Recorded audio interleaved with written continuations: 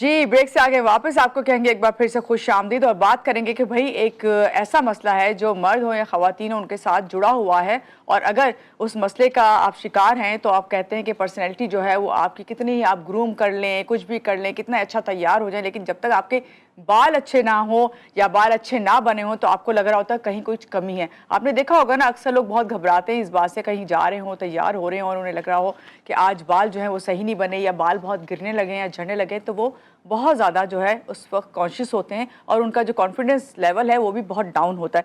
तो आज का जो टॉपिक है वो बालों से जुड़ा हुआ है, बालों का तेज़ी से गिरना, कम उम्र में गंजपन और उससे भी ज़्यादा कि उसके बावजूद के महंगे ट्रीटमेंट करवाने के बाद भी जो है आपके बाल वो चीज़ जो आप चाह रहे होते हैं ग्रोथ हो जाए या उसका वॉल्यूम आ जाए वो नहीं आ रहा होता।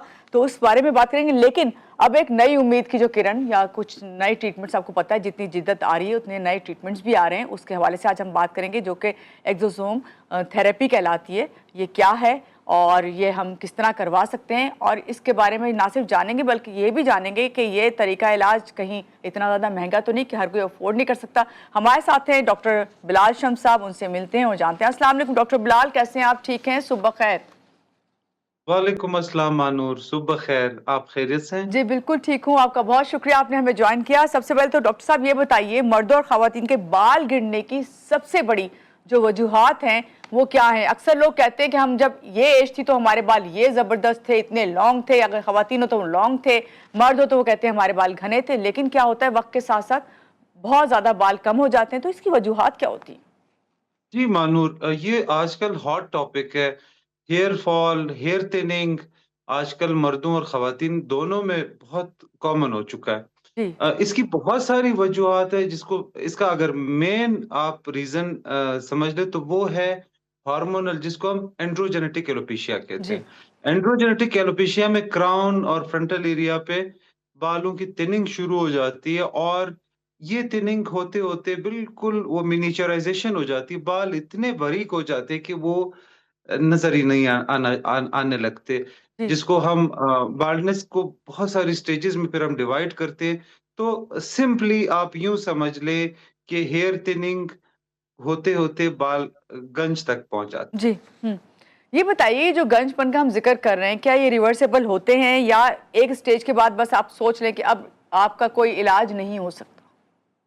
जी, एंड्रोजेनेटिक एलोपेशिया या मर्दाना गंजापन या हार्मोन्स की वजह से जो गंजापन है, अगर उसको आप बरवक़्त उसका इलाज करना शुरू कर दें, तो ये बिल्कुल रिवर्सिबल है और इसमें आपके जो टर्मिनल हेयर है या जो मोटे बाल हैं, जी, ये वापस वो जो है ना वो उगना शुरू हो जाते हैं।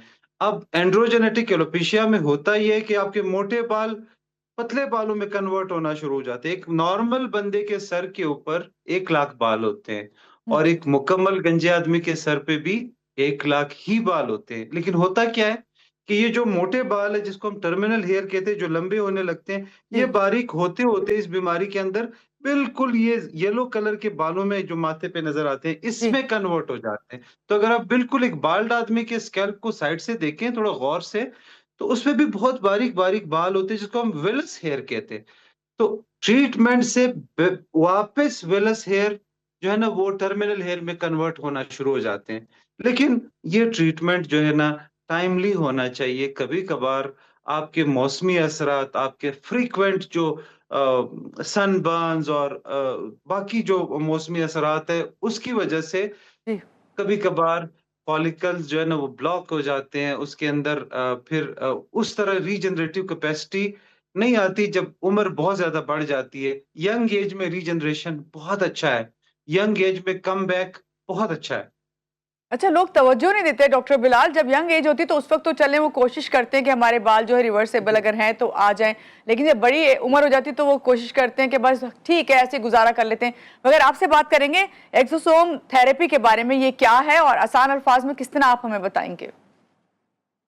एक्सोसोम थेरेपी एक बड़ी आप यूँ कह लें कि एक प्रॉमिसिंग ट्रीटमेंट मॉडलिटी है, जो कि आपने पहले सुना होगा पीआरपी लोग जी, करा बिल्कुल, रहे हैं, लोग बिल्कुल। ट्रांसप्लांट से लोग बहुत डरते थे। अब ट्रांसप्लांट भी बड़ा बड़ा कॉमन, आपको कभी भी अगर टर्की का आपने ट्रिप किया हो, कभी देखा हो जहाज में आपको बहुत सारे लोग नजर आते हैं जिनके सर पे पट्टियां बांधी होती हैं। बिल्कुल, बिल्कुल तो ऐसा है।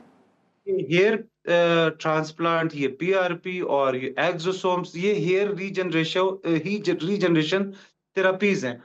अब कुछ लोग ऐसे होते हैं जिनका बाल्डनेस इतना हो चुका होता है कि उनका बर वक्त उसी वक्त बल्कि ट्रांसप्लांट मुमकिन नहीं होता। तो एक्सोसोम जब आप स्टार्ट करते हो, उससे आपका जो डोनर एरिया जहाँ से बाल लेते हो वो भी मजबूत होना शुरू हो जाता है और रिसिपिएंट साइट भी अच्छा होना शुरू हो जाता है। तो जिसका बिल्कुल भी ट्रांसप्लांट मुमकिन ना हो, जी। एक्सोसोम से उसका ट्रांसप्लांट वापस मुमकिन होना शुरू हो जाता है।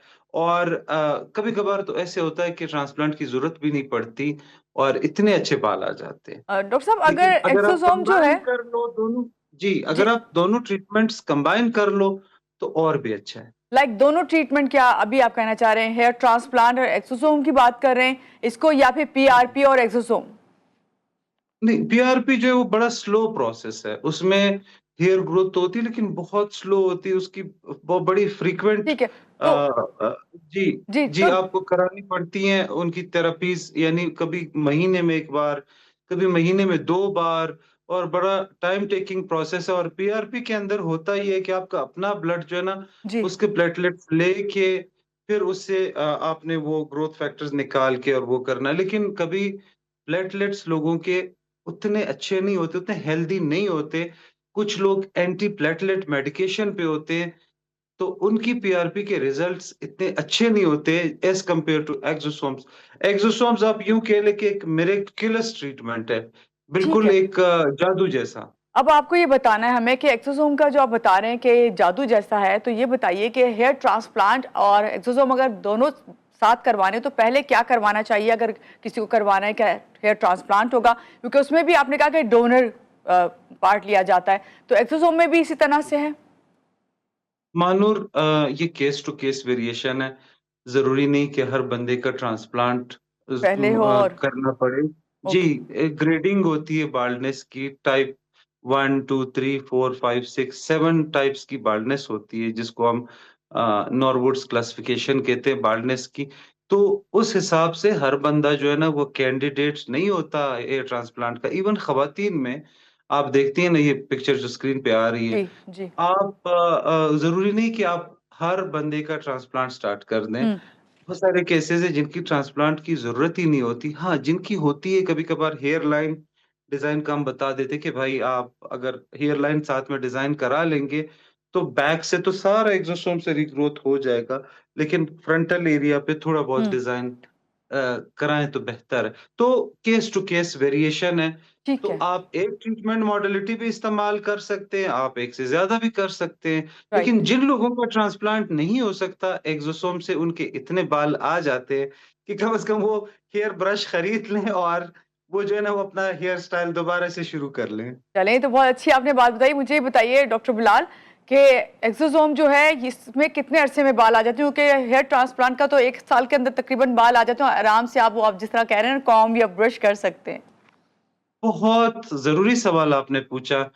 3 महीने के अंदर ऐसे रिज़ल्ट्स आते हैं कि हेयर ट्रांसप्लांट के जो रिज़ल्ट्स होते हैं वो तो अब मिनिमम आपको 6 मंथ्स में नज़र आते हैं, लेकिन जी, एक्सोसोम के रिज़ल्ट्स आपको 3 महीने में आ जाते हैं।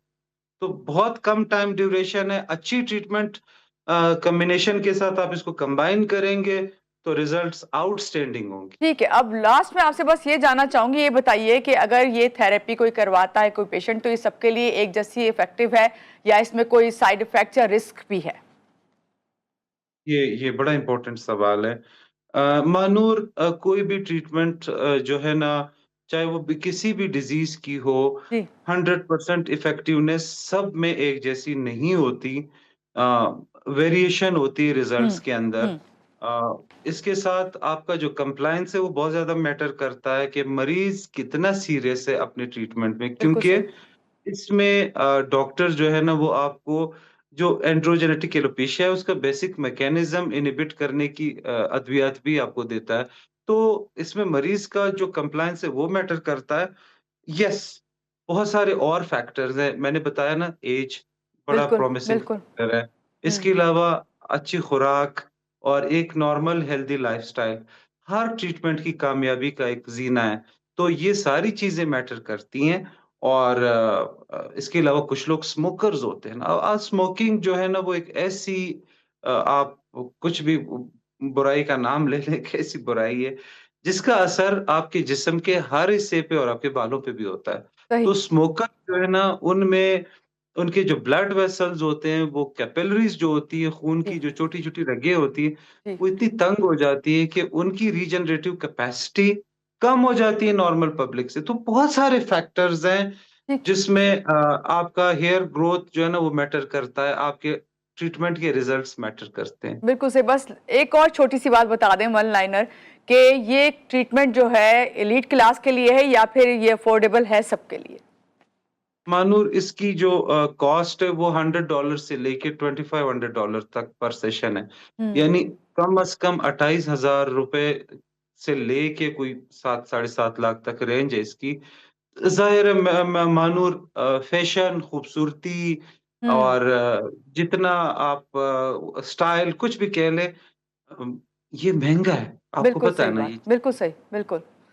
लेकिन कम से कम ये है कि ये ट्रीटमेंट जो है जो आपने बताया एक्सोसोम थेरेपी ये आपके लिए बाल एक अच्छी खबर है कि ये आपके बाल दोबारा से लेके आ जाती है आपकी ज़िंदगी में फिर जी, से और हेयर ट्रांसप्लांट से तो डेफ़िनेटली सस्ता है।